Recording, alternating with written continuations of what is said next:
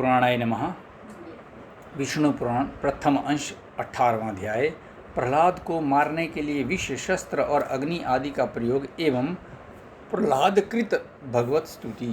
श्री पराशर जी बोले, उनकी ऐसी चेष्टा देख दैत्यों ने दैत्यराज हिरण्यकशिपु से डरकर उससे सारा वृतांत कह सुनाया और उसने भी तुरंत अपने रसोइयों को बुलाकर कहा। हिरण्यकशिपु बोला, अरे सूदगण, मेरा ये दुष्ट और दुर्मति पुत्र औरों को भी कुमार्ग का उपदेश देता है, अतः तुम शीघ्र ही इसे मार डालो। तुम उसे उसके बिना जाने समस्त खाद्य पदार्थों में हलाहल विष मिलाकर दो और किसी प्रकार का सोच विचार ना कर उस पापी को मार डालो। श्री पराशर जी बोले, तब उन रसोइयों ने महात्मा प्रहलाद को जैसी कि उनके पिता की आज्ञा थी उसी के अनुसार विष दे दिया। हे मैत्रेय, तब वे उस घोर अलहल विष को भगवान नाम के उच्चारण से अभिमंत्रित कर अन्न के साथ खा गए तथा भगवान के प्रभाव से निस्तेज हुए उस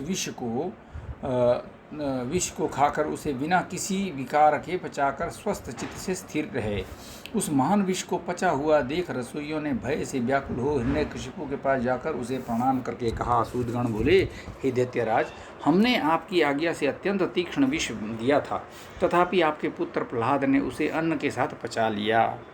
हिरण्यकशिपु बोला, हे पुरोहितगण, शीघ्रता करो, उसे नष्ट करने के लिए अब कृत्या उत्पन्न करो और देरी ना करो। श्री पराशर जी बोले, तब पुरोहितों ने अति विनीत प्रहलाद से उसके पास जाकर शांतिपूर्वक कहा। पुरोहित बोले, हे आयुष्मान, तुम त्रिलोकी में विख्यात ब्रह्मा जी के कुल में उत्पन्न हुए हो और दैत्यराज हिरण्यकशिपु के पुत्र हो। तुम्हें देवता, अनंत अथवा और भी किसी से क्या प्रयोजन है? तुम्हारे पिता तुम्हारे तथा संपूर्ण लोक के आश्रय हैं और तुम भी ऐसे ही होंगे।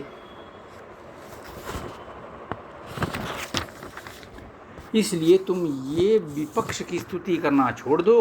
तुम्हारे पिता सब प्रकार से प्रशंसनीय हैं और वे ही समस्त गुरुओं में परम गुरु हैं। प्रहलाद बोले, हे महाभावगण, ये ठीक ही है। इस संपूर्ण त्रिलोकी में भगवान मरीचि का ये महान कुल अवश्य ही प्रशंसनीय है, इसमें कोई कुछ भी अन्यथा नहीं कह सकता। और मेरे पिताजी भी संपूर्ण जगत में बहुत बड़े पराक्रमी हैं, ये भी मैं जानता हूँ।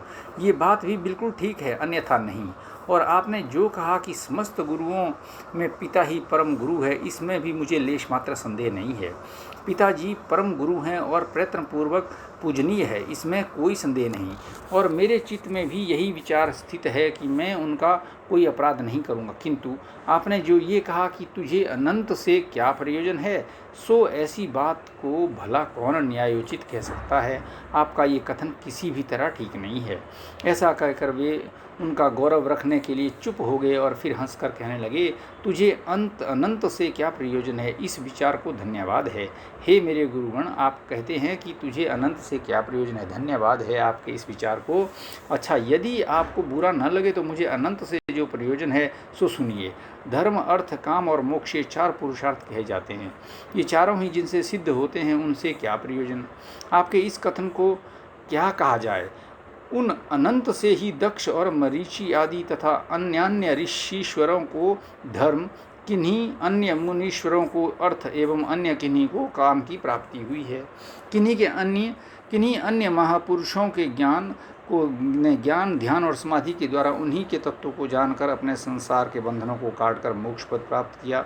अतः संपत्ति, ऐश्वर्य, महात्म्य, ज्ञान, संतति और कर्म तथा मोक्ष, इन सब की एकमात्र मूल श्री हरि की आराधना ही उपार्जनीय है। हे द्विजगण, इस प्रकार जिनसे अर्थ, धर्म, काम और मोक्ष चारों ही फल प्राप्त होते हैं, उनके लिए ही आप ऐसा क्यों कहते हैं कि अनंत से तुम क्या प्रयोजन और बहुत कहने से क्या लाभ? आप लोग तो मेरे गुरु हैं, उचित अनुचित सभी कुछ कह सकते हैं और मुझे तो विचार भी बहुत ही कम है। इस विषय में अधिक क्या कहा जाए? मेरे विचार से तो सबके अंतःकरणों में स्थित एकमात्र वे ही संसार के स्वामी तथा उसके रचयिता, पालक और संहारक हैं। वे ही भोक्ता और भोज्य तथा वे ही एकमात्र जगदीश्वर है। हे गुरुगण, मैंने बाल्य भाव से यदि कुछ अनुचित कहा हो तो आप क्षमा करें। पुरोहितगण, अरे बालक, हमने तो ये समझकर कि तू फिर ऐसी बात ना कहेगा तुझे अग्नि में जलने से बचाया है। हम ये नहीं जानते थे कि तू ऐसा बुद्धिहीन है।